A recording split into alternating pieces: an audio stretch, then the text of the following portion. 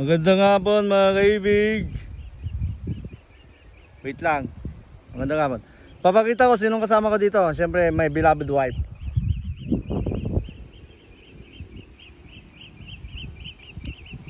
Yan ba ang aking beloved wife? Okay. So nandito po tayo sa bundok. Bundok ng Sual. Sabihin ko na kagad yung address. Yan po. Malayo tayo eh.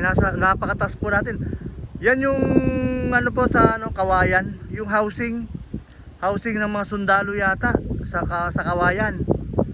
Tapos yung ganon, yan tapat ng poste na yan Tapos doon sa bandaron, yun na yung hospital. Tama.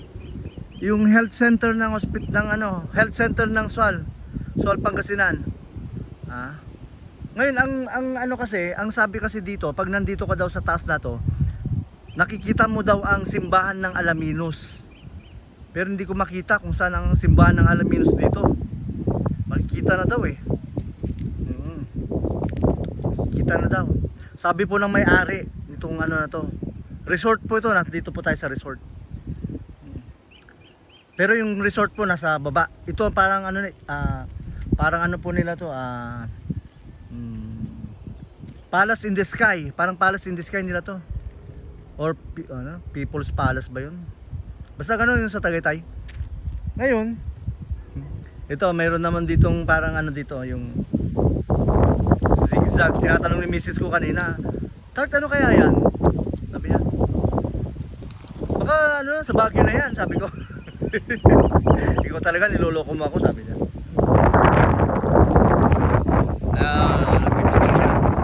Okay. Pagdating dito, ito naman yung totoo nga sabi nila, pag nandito ka daw sa taas, kita mo na yung dagat. Nasa Kawayan, po tayo, Kawayan, Sual, Pangasinan. Malayo pang dagat dito pero nakikita yung dagat.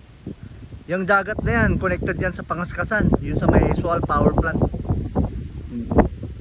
Ang may pag-aari po nito ay sila former Congressman Jesus Boyeng Celeste. Pero silang may-ari po nito. Nabalitaan natin open na daw ito for public. Lalo yung sa baba. Ito dito ginagawa nilang magiging coffee shop daw to, coffee shop. Coffee shop daw yan, ang laki niyan na building, magandang building. Actually mamaya pagbaba namin makikita nyo yung mga ibang nagawa na nila. May swimming pool na sila kaya pwede nang mag-swimming, kumain. Wala pa daw po silang restaurant. Ito ginagawa pa lang ito na coffee shop. Pero ngayon ang pwede is magbaon, mag-swimming, gano'n, at yung kain, swimming, gano'n. Mamaya po papakita ko yung pagbaba namin, yung mga structure na nagawa.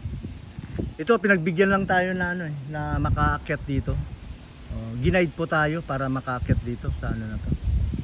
Kailangan po ng sasakyan para makaakyat kasi maano po to. Kaya po ipapakita ko yung paligid nito. Yun.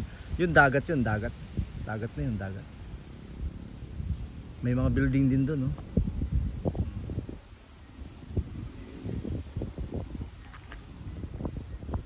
Yan. Puro bundok talaga, puro bundok. Ganito pa lang itsura dito kasi ito lang highest peak yata nila Highest peak. Diyan na parte Mabini, sabi niya, Mabini.